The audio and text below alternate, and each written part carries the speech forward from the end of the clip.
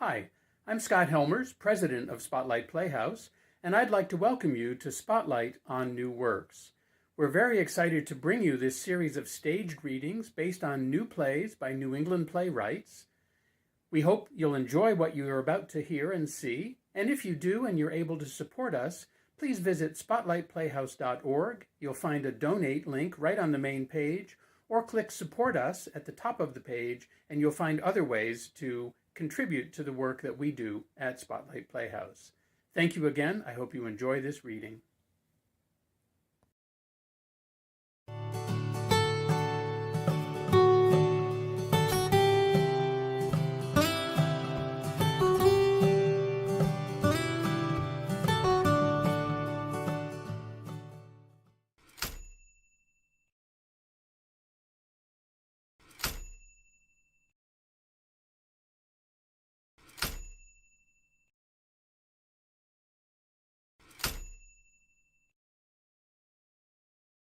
Scene 1, Monday afternoon. At Rise, Amanda is sitting at the table writing. Joe enters, meeting Jimmy on a sort of a tour. And this is the break room. You can leave your stuff. Oh, hi, Amanda. That's Amanda. This is Jimmy Hines. Hi. How you doing? You can put your stuff in here. This is Maureen's old locker. Oh, can you believe this? Amanda, look. What is it? Her dirty magazines? Joe opens the lunchbox, recoils at the smell. Ugh. Not surprised. The world's most disgusting petrified ham sandwich? Ugh. Huh. It's one of ours. She probably stole it. Not surprised about that either. Sticky fingers now, Maureen. Let that be a lesson. Don't steal. I wouldn't. Just messing with you. Jimmy's a good kid, Amanda. Brown Street branch sent him over here. They're, what, 8 months? Oh, 6 months. 6 months! And he impressed Brenda so much she thinks he could be manager material. What do you think of that, huh? You look familiar. You go to the U? Yeah, I did. I remember you. I went to a talk by a poet. Yes, the poet laureate. Yeah, that's the one. You asked a question. Oh, I think it was lame. She probably gets asked that all the time. No. It was good. You asked for advice. It's what we all wanted to know. It's why I went. She was great, huh? It's work, she said. Try not to glamorize it. She's so smart, but I don't really understand everything she was saying. What must that be like? Walk into a room and everyone knows you're smart because you're the poet laureate? I was thinking of going to college. At my age. What year are you? I dropped out. Hey, the used loss is Quick Shop's gain. Would it kill you to make coffee? I will. I just forgot. Joe, you have a call on line 1.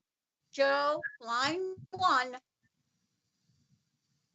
I'll get that. Aw, thanks, Jimmy. See, Amanda? Kid's good. I'll catch you two later. Amanda, 5 minutes, right? Yes, Joe. Oh, can you stay a little late? Patty had to bring Samantha to the doctor. No, you know I have to get my kids off the bus. I can stay. You sure? I told you. I need the hours. Great. Attaboy, Jimmy. Manage your material, I tell ya. Joe exits. Thanks for doing that. It's fine. Sometimes I feel like I'm a single mom. No, my husband's a long-haul trucker, you know? He's away a lot. I have to get my kids off the bus.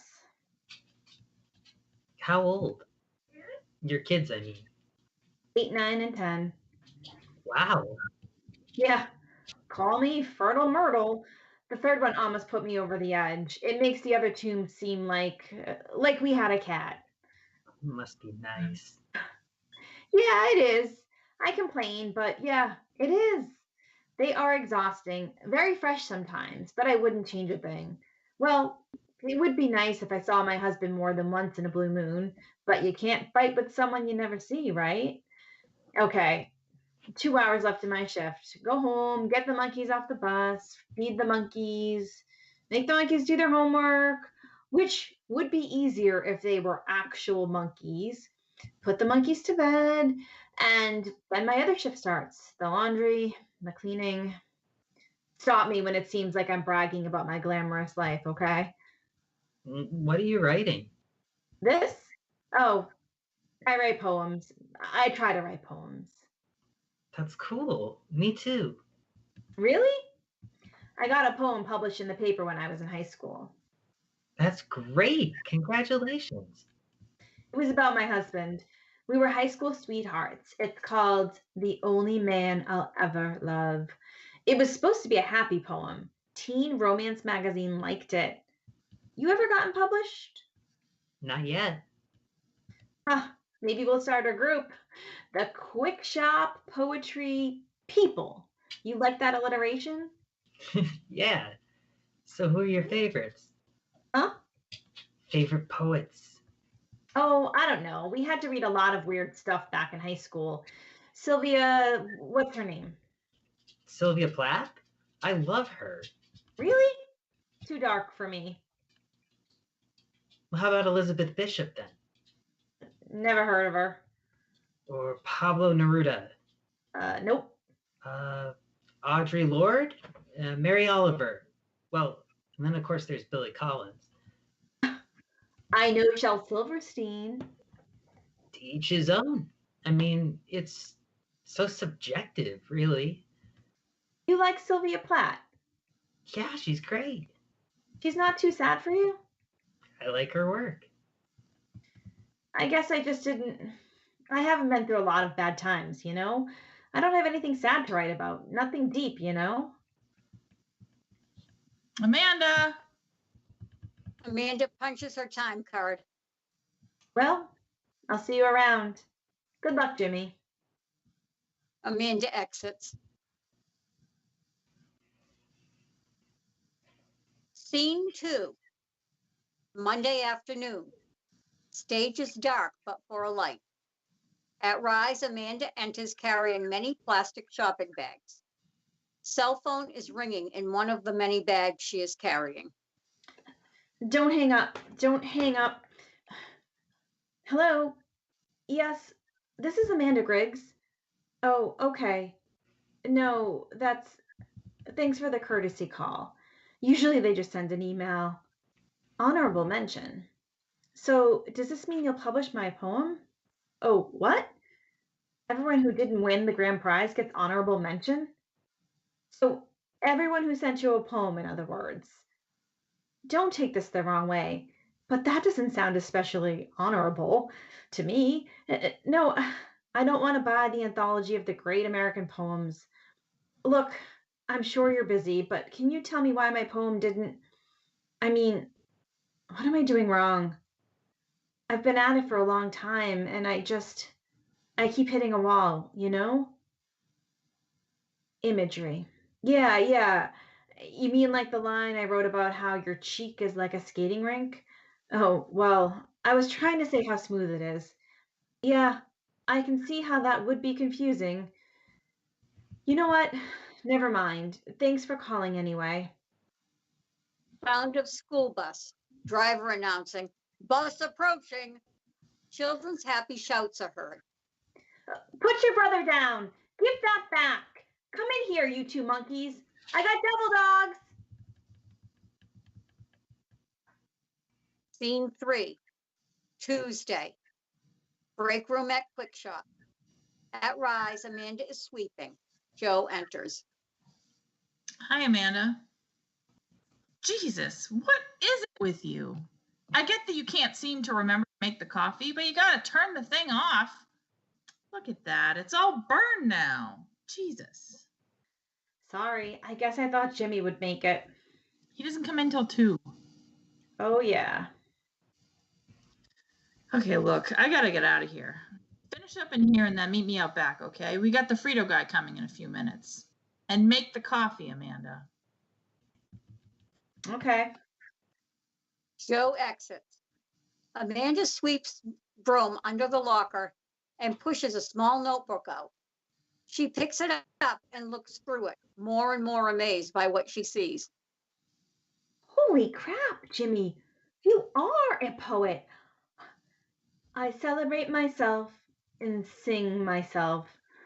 And what I assume, you shall assume. For every atom belonging to me as good belongs to you. Jeez! The art of losing isn't hard to master. So many things seem filled with intent. To be lost, that their loss is no disaster. Oh, I hear you, Jimmy. A nice rhyme, man. That kid can write.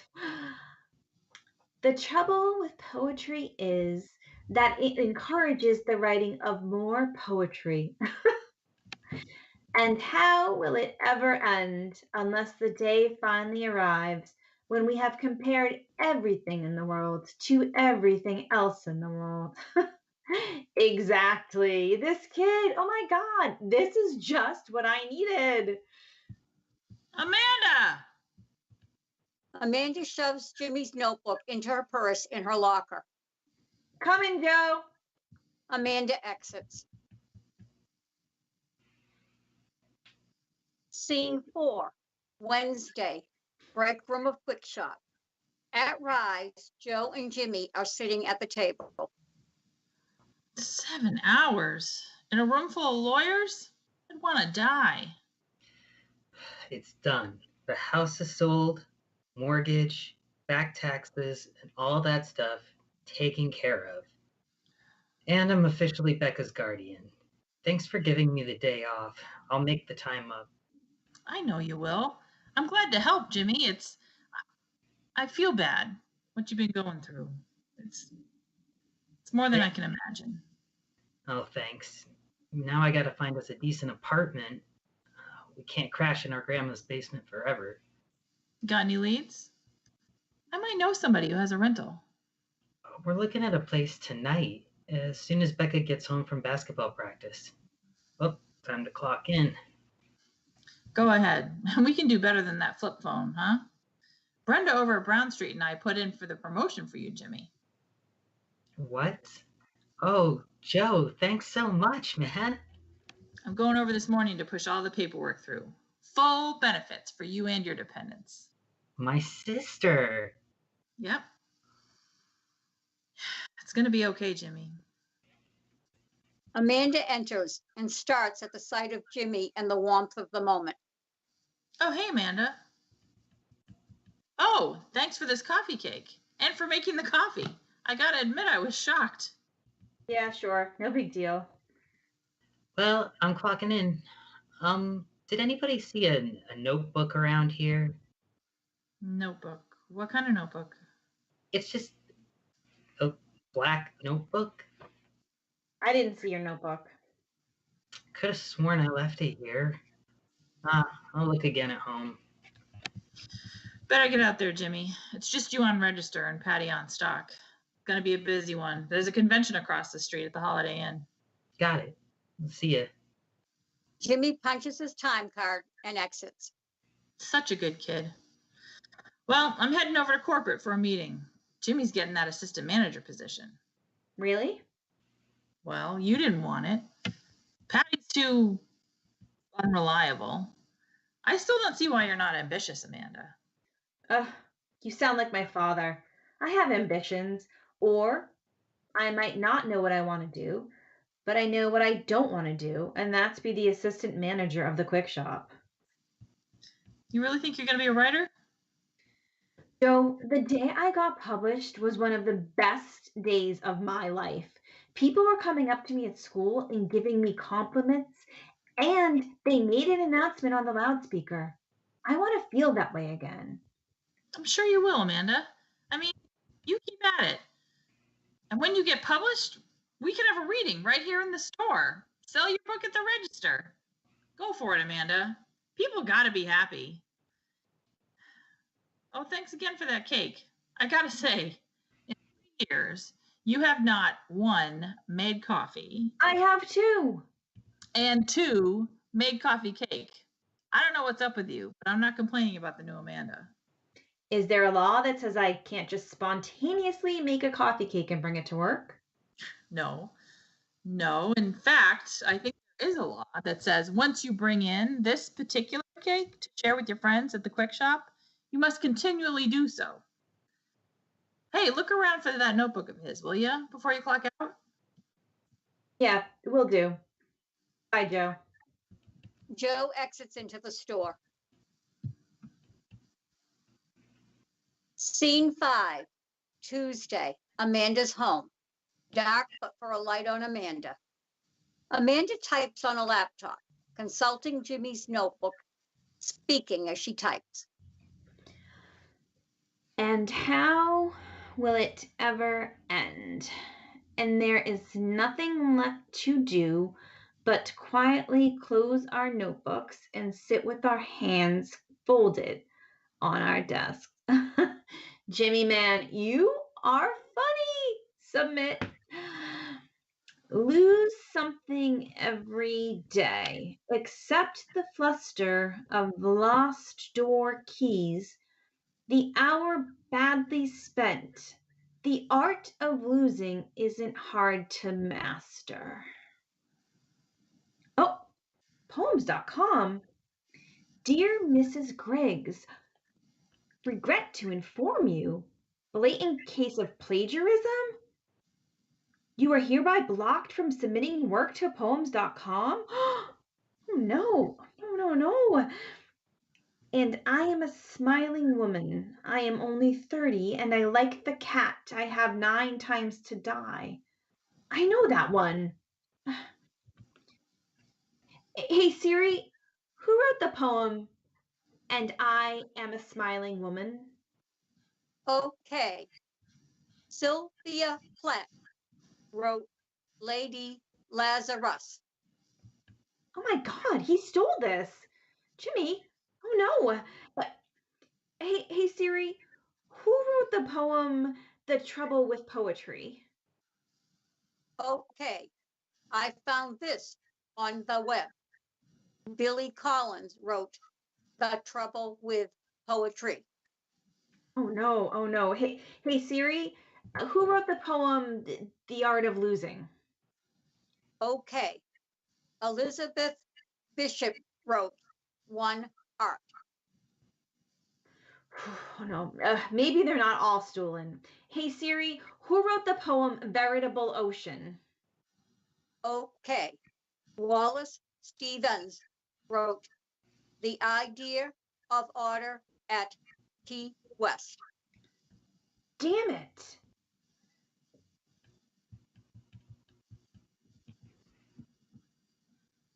Scene 6, Thursday. Break room at Quick Shop.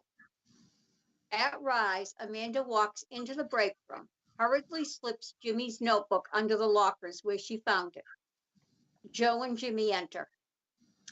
It's just great. Good for you. Oh, morning, Amanda.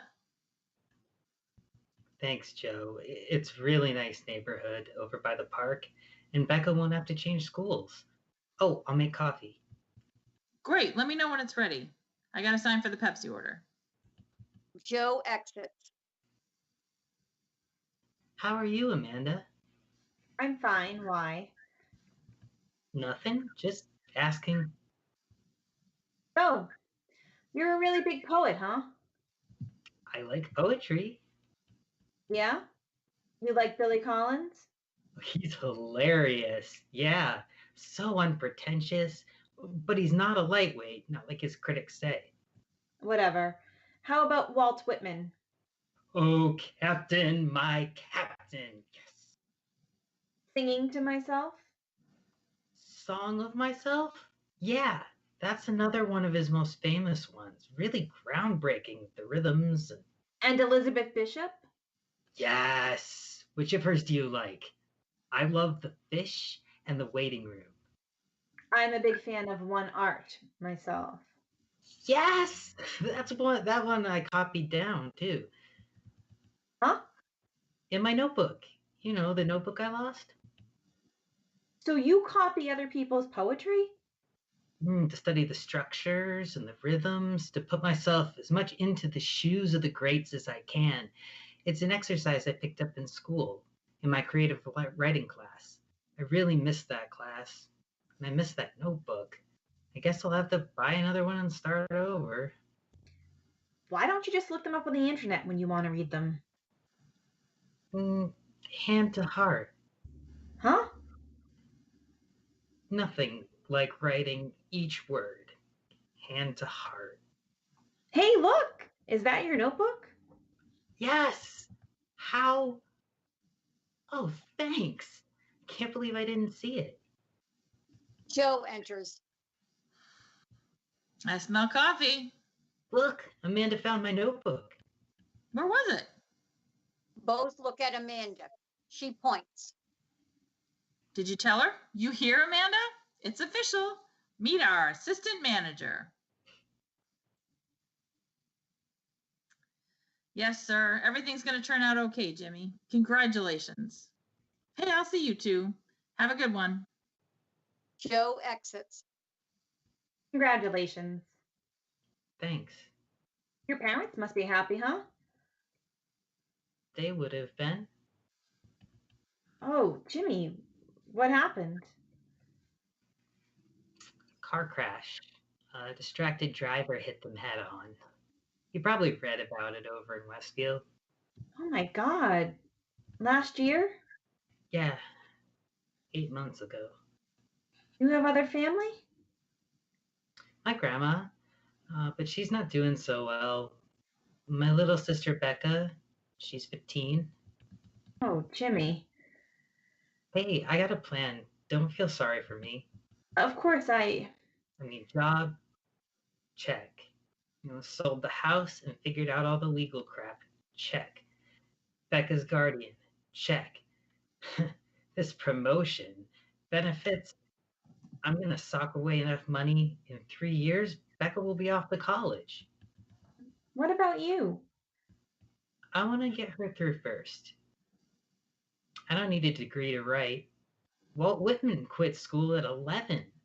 Maya Angelou didn't even go to college, but she taught at one. You've heard of Maya Angelou? Yeah, I saw her on Oprah. So that notebook isn't your poetry? No, I would never leave my original stuff laying around. Right. Someone might take it. Not what I was thinking. My stuff is pretty rough. I don't think it's ready to steal. Can I hear some of it sometime? Sure. So I gotta ask you, why poetry? Well, I think it just sounds so smart to say that I write poetry, like that poet Lariette at the U. And they're so short, and so I didn't think they'd take that long to write. Well, they can, though. Yeah, but people want to read about terrible things that happen to other people. I don't have any traumas to write about. I am an underemployed housewife, a walking cliche. Who would want to read my poetry? Write about feeling like a walking cliche. Who would want to read that? Other people who feel the same way, or who want to learn about what that feels like. Poetry is feelings, right? People would care? If you do, write about your life. It's always the best material. I'll try. Time to meet the bus. I'm gonna help Joe with the Pepsi order. I'll see you tomorrow. Yeah. Congratulations, Jimmy. We're all so proud of you. Thanks. Amanda exits. Jimmy holds his notebook and recites from memory as he puts it safely into his locker. I celebrate myself, and I sing myself. For what I assume, you shall assume. For every atom belonging to me, as good belongs to you.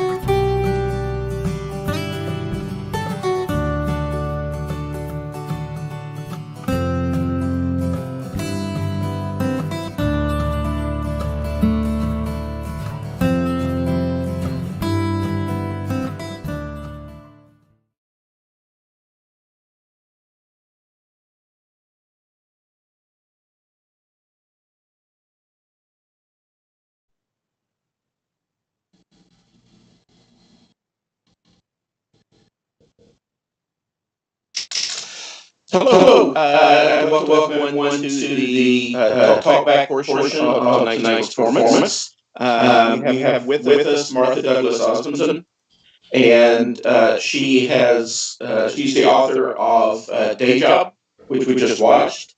And we'd like to start off by thanking her for being here tonight and for agreeing to participate in this talkback and for allowing us to produce her play.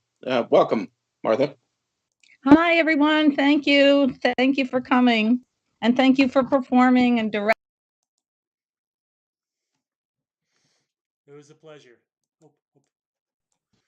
I'm just going to open it up for questions. Jeff, how are we going to receive the questions? Are those coming on the chat on Facebook, or on YouTube, or Yes. we just open it up? Thank you for asking, Kevin. I've got my eye on the chat right now. Yes. Any questions? We can take them from the chat. Well, while we're waiting for some on the chat,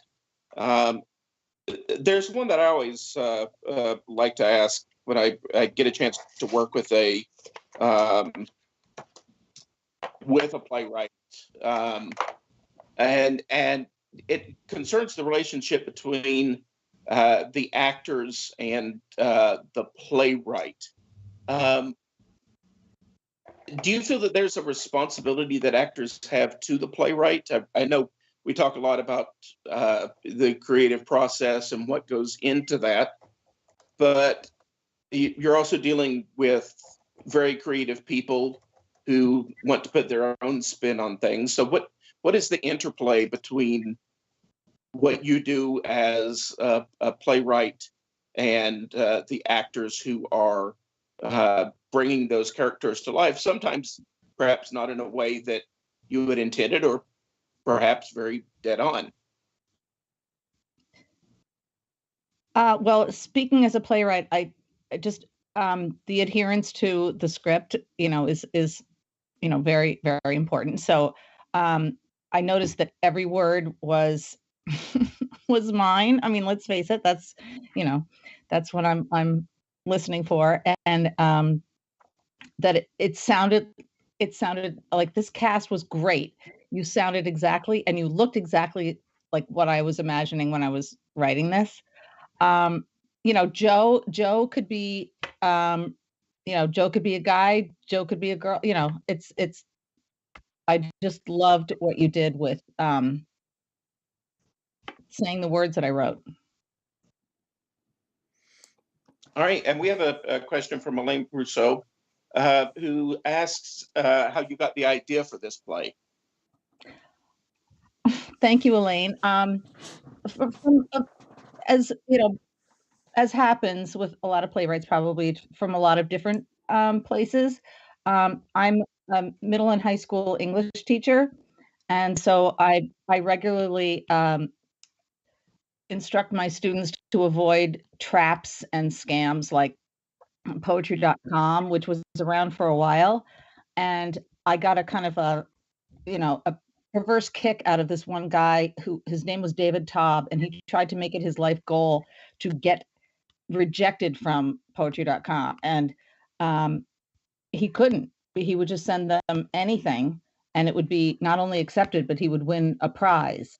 And so I just thought, this is so wrong. And it was the thing was advertised in all the teen magazines, and it was just kind of preying on kids and parents who want their kids to be, gifted writers. And so just I've been teaching a long time, and so that was part of it. But also, just I love poetry, and those are all my favorite poets were well, most of them were featured in this piece. So just the idea that of ownership of words and ownership of feelings, and trying to kind of recreate a brilliant moment in your life that you did earn.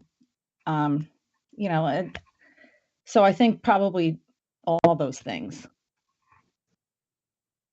Okay. Our next question is, I presume from Scott Helmers, it's the Spotlight Playhouse account, said, I love the comment about poetry seeming like it should be so easy to write because it's so short, which sounds like the voice of experience. Is that you or your students? Um, my students, when they say, "Oh, but revising poetry is easy because it's so short," like, or you just have to like make it smaller, as if like that's the essence of revision. But I work with mostly young people, and they're just figuring it out. But we have to have a sense of humor about this stuff too, and I think showing kids that you can kind of laugh at yourself a little bit about that is something that have enjoyed for a long time. Oh, Kay Bullard asks, I love what this play says about the need to be creative and also the need to be recognized as a valuable person. I'd like to see the same folks in about 10 years to see where they are. So, sequel. Oh, thank you, Kay. Thank you. Yeah, that's a great idea. I'll think about that. And then Beth Norsha, or I apologize if I'm mispronouncing that. It's a great job, Martha. How did you come up with this idea? How long did it take to write? Well, not long because it's short. No, just Naturally. it just sort of evolved. I mean, some plays come out in an afternoon, and some take you a really long time. This one, I got kind of excited about the idea of her being like all about Amanda being almost busted. Almost busted. Like, the important thing is that she knew that she really messed up, and she dodged the bullet, and that's what happens to a lot of plagiarists. They dodge the bullet. And, so that was but I also meant it to be just Jimmy's play too, is that he's, such a loving guy, and so is Joe. And so usually I write plays for women where the women are the kind of heroes, and so this time it was like one for the guys. You mentioned, and I'm going to insert my own question here, the question of how long it took you to write. I have a friend down here in Maryland, where I am now, who is a playwright, and he frequently participates in these 24-hour contests where you're given a prompt and have 24 hours to come up with a 30-minute play. Do you ever participate in any of those, or? I am dying to do the one in Provincetown, but I'm scared to drive over bridges, so it has to be a time when when I can get a ride and then a ride back, because we live in Rhode Island, and that sounds very, very appealing to me. I'm very excited about that idea. Yeah. Although I will admit, the last time I did one of his plays, I ended up wearing a tramp stamp and playing someone with multiple personalities. So that was a treat. They were under pressure. Yeah. Pauline Flanagan said, how did you choose the convenience store as your setting?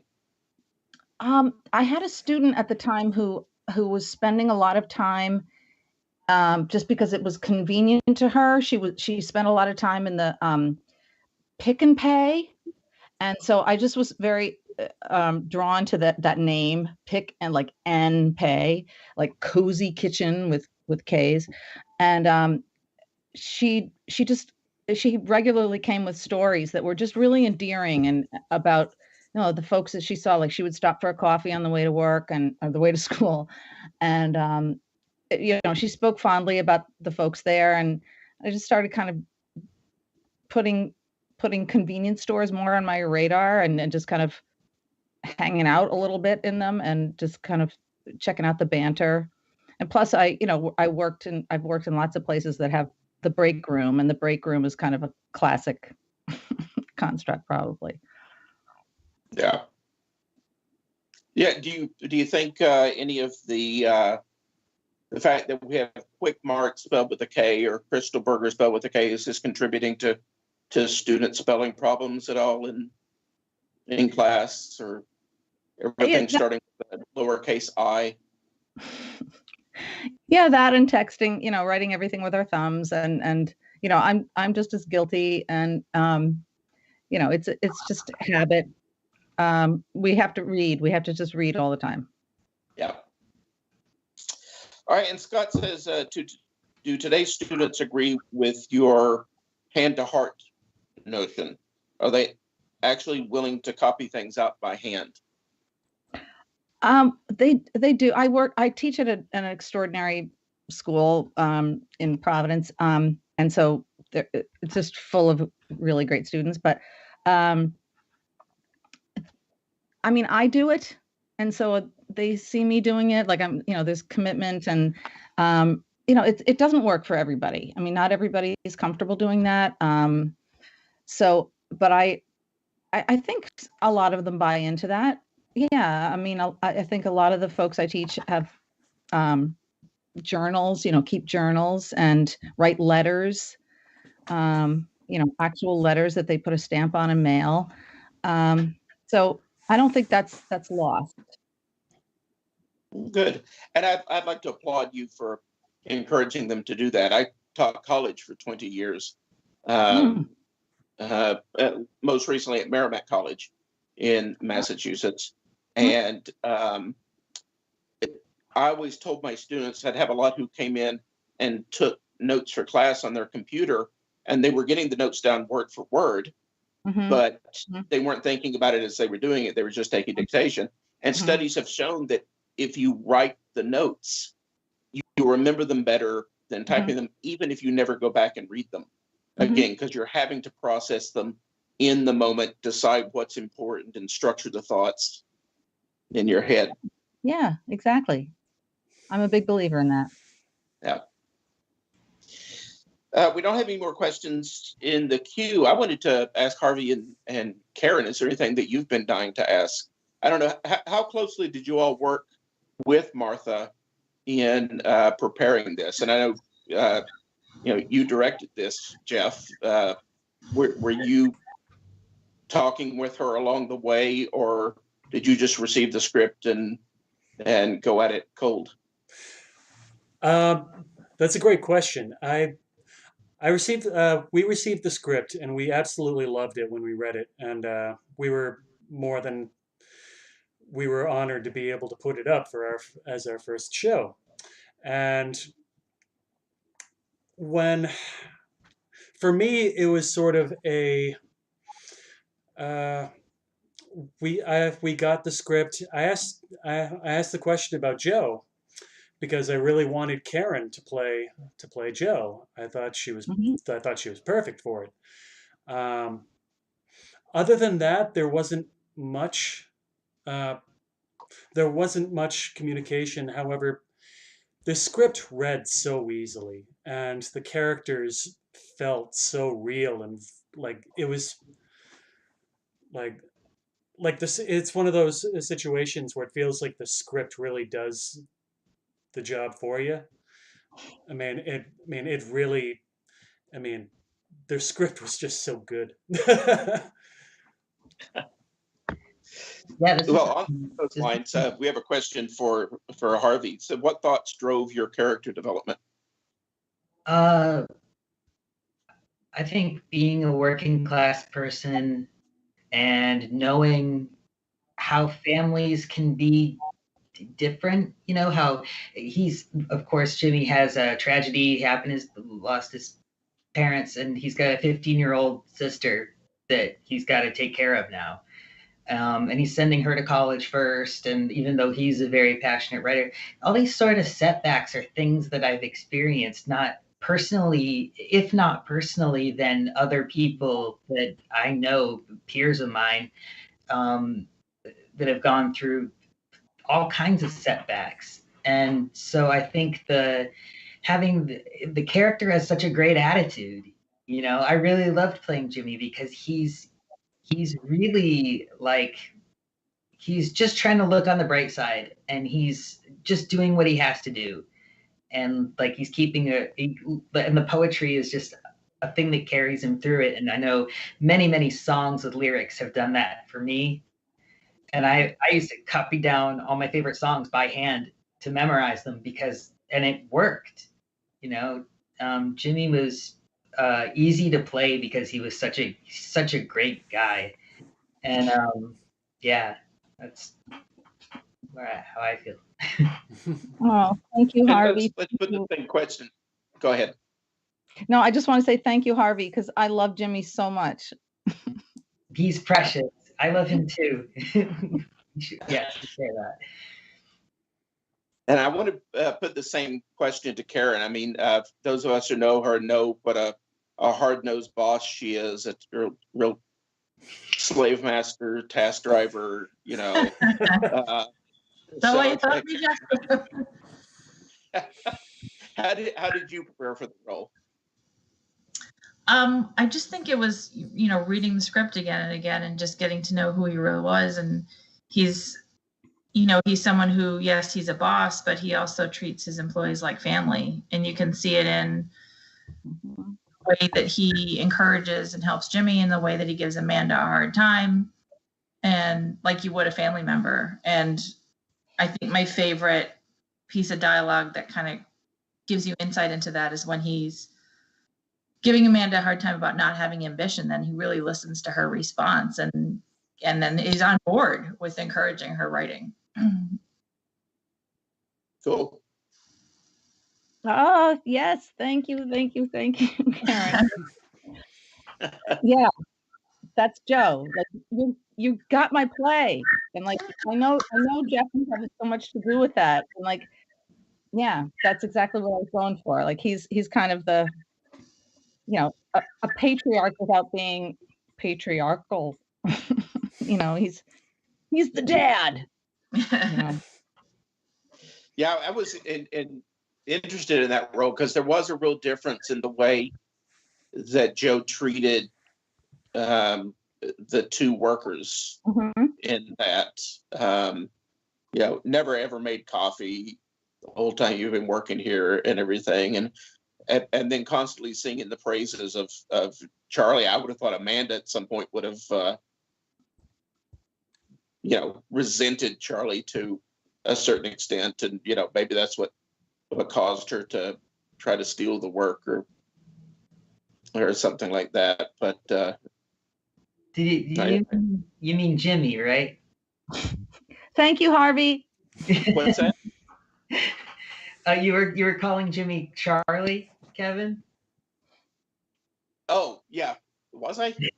I don't remember my own name at this point, let alone anything else. Yeah. Understandable. Yeah. You always look like a Charlie to me, so.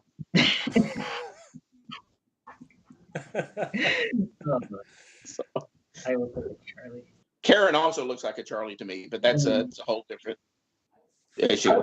I love how gender neutral you were with Joe. Like we're sitting here calling Joe he, even though you are the face who is bringing it to. It's just awesome. I think that's great. Yeah, that was the question I had. Were you playing him as male, or I guess I had a male image kind of Joe from the streets? I had a male image in my mind. Yeah. That's so cool. Karen's response to burning the coffee every time during rehearsal was amazing, and it just kept on getting more and more. It's like, you gotta turn the damn thing on. Thanks to your direction. All those of us who have ever had to chisel burnt coffee out of the bottom of a pot can identify with that. Yeah. Martha, can I ask you a question? Of course. I'm always curious about a writer's process and what your particular discipline looks like. If you have if you designate certain hours, you're like, I must, whatever my output is, I'm going to sit here for 2 hours, or what is that? Yeah. I'm a member of an amazing group of women playwrights in Providence called the Blue Cow Group. And we meet every other Wednesday, and we have done for years. And if you don't show up with pages, that's a shame. And so you show up with pages. So I'm a full-time teacher, and so I teach, Monday through Friday, and then I get a lot of stuff done on Saturday, and then Sunday is fun day, and that means I write as practically all day. And so if I'm not reading a play, I'm working on a play. We are doing, for instance, the Fringe Festival, the Providence Fringe Festival this year, and so we're working on those plays, and so there's always something to be working on. Um, I love to write 10-minute plays to just kind of like have a sense of accomplishment and get something done. But meanwhile, and I think all of us in the group would say, like, we're always working on these big pieces, but we will write a shorter piece, and then it's also just kind of talking to each other and saying, um, I know you call this a 10-minute, but I think it's a one act. I think, I think this is. I would sit for 45 more minutes and listen to these characters come to their truth. So Sunday is my carved out day it's sacred, but for, my own reasons. Well, I love that you have your work inside the context of a fun day. That's so Oh great. yeah. It's so much fun. I mean, That it's it's so not a hard, drag. but it's so much fun. Because this could be the result. Like an event like this could be the result. So yeah, I'm gonna keep carving out that time. That's awesome. Thanks for sharing that. Well, thank you for asking. Well, Jeff, we haven't received any more questions on the chat. I don't know how long you had intended the talkback session to go. Anyone have anything more they'd like to contribute? I just want to say, Martha, thank you so much for this experience. This play was so much fun to direct, and watching these characters grow and being able to work with you in this fashion. It's been a wonderful experience. Thank you so much. Thank As far as the talk back, there wasn't really it was just whenever we didn't really have any more questions. Can I ask a question really quick? Just one came to me, and it's for Martha. Where can we read more of your work? Thank you. You know what, Harvey? I've been really lax about putting stuff on New Play Exchange, but I will get better at that. And actually, my daughter, who's an artist, she and I are going to work together on Monday. She says, "Mom, you need a website." So I think I'm. Yeah. So that's we can Google you in the near future, and you'll have a website. Google me now, Harvey. You'll be excited because you'll see me and John Krasinski and Emily Blunt. Oh, I'm dropping names. Oh my God. Nice. Okay. Yeah, now I gotta look you up. Okay, great. Thank you. Hey, Martha, this is Scott Holmers. Just want to add my thanks to Jeff's and also my thanks to Jeff, because this whole series, of which this is the first part, was his idea, and he's been making it happen. So I'm very happy that this is a new venture for us as a company, and it is because of Jeff. So thank you, Jeff, for launching the idea, for finding Martha, or maybe Martha found us as a result of your call for playwrights. But that's terrific, and thank you, Karen and Harvey and Jen and Bev for bringing this to life. And thank you, Kevin, for letting me call you last week and say, "Hey, Kevin, what are you doing next Friday night? I think I have a perfect job for you." Glad to be here. I'm glad I got to take part in this. It's a lot of fun. It was really fun. Thank you, everyone. Thank you very much, everyone. Thank you. All right. Well, unless there's any other questions, by the way, I should have pointed out at the very beginning, thank you very much for your working with us with these technical difficulties. Again, this was sort of the first time we've tried to do something like this. So getting the interview process might have been a little rough start. But again, thank you everyone for sticking with us with this. Spotlight on New Works will be back.